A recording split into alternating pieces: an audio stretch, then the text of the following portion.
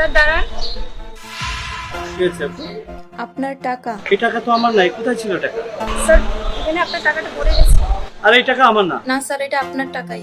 আমি বলছি আপু, এই টাকা আমার না। আমার কাছে থাকলে আমি জানবো না? এটা অন্য কারোর টাকা, আমি যাই। কি সমস্যা ভাই এখানে? এই কি হয়েছে? চিল্লাচিল্লি কি লিগা? ভাই দেখুন তো, এই মেয়েটা কিছু টাকা পেয়েছে রিক্সার মধ্যে। এটা তো আমার টাকা না। মেয়েটা জোর করে আমাকে বলছে এটা আমার টাকা। ভাইয়া, এই স্যার আমার রিস্কে বসেছিল, স্যারের হাত থেকে টাকাটা পড়ে গেছে আমার রিস্কার মধ্যে। এখন উনি বলছে এই টাকা ওনার না। এই দেন দেন, টাকাটা আমারে দেন, আমি এই মহল্লার পোলা, দেন। টাকাটা আমাকে দিন। আমি হচ্ছে চাউল ডাউল কিনে খাবো, আমি গরিব মানুষ, টাকাটা আমাকে দিন। এ ভাই থামেন তো। টাকাটা যেহেতু রিক্সা পাওয়া গেছে, তাই মেয়েটাই টাকাটা প্রাপ্য। ভাই আপনি সঠিক কথা বলেছেন। টাকাটা যেহেতু মেয়েটা রিক্সায় পেয়েছে, আমার মনে হয় টাকাটা মেয়েরই প্রাপ্য। আপু তুমি যাও। যান যান আপু যান। শোনো, তোমার জন্মদিনের জন্য যে কেনাকাটাগুলো করার কথা, যে 20,000 টাকার বাজেট ছিল, সেটা আমি একটা গরিব মেয়েকে দিয়ে দিয়েছি।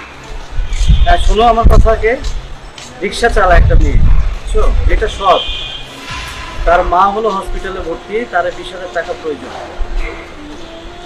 একটা মানুষের জীবন তো বাঁচবে, একটা মেয়ের মুখে হাসি ফুটবে। আমি জানতাম তুমি কিছু বলবে না। আমরা সামনের বছর ভালো করে ধুমধাম করে আয়োজন করব। আচ্ছা আমি বাড়িতে আসতেছি, একটা কেক নিয়ে আসি, এটা দিয়ে আমরা উদযাপন করব। ওকে ভাই একটু শুনবেন? জি? ভাই টাকাটা তো আপনি রিক্সা ফালাইনি, কিন্তু মেয়েটার সাথে কেন মিথ্যে কথা বলবেন?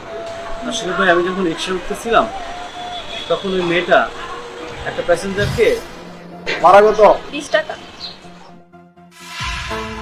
এই নাও 100 টাকা, 20 টাকা তোমার ভাড়া আর 80 টাকা তোমার বকশিস। তুমি মেয়ে মানুষ রিক্সা চালাও, এই নাও। ভাইয়া আমার 20 টাকা দেন, আমি সৎপথে চলি, সৎপথে খাই, আমার 20 টাকাই দিন।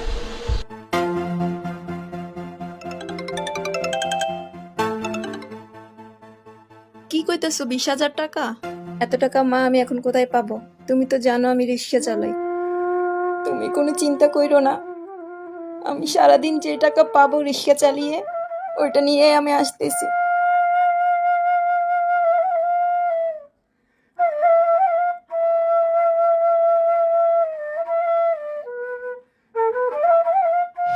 আমার কাছে মনে হচ্ছে মেয়েটা সৎ, এবং সে একটা মেয়ে মানুষ হয়ে রিক্সা চালায়। তার মাটা খুব অসুস্থ এবং আজকে অপারেশন করতে হবে, 20,000 টাকা দরকার। আজকে আমার স্ত্রীর জন্মদিন ছিল, কেনাকাটা করতে যাচ্ছিলাম। মেয়েটাকে দেখে মনে হলো যে একটু আনন্দের চেয়ে একটা মানুষের জীবন যদি বাঁচে, আরেকটা সন্তানের মুখে যদি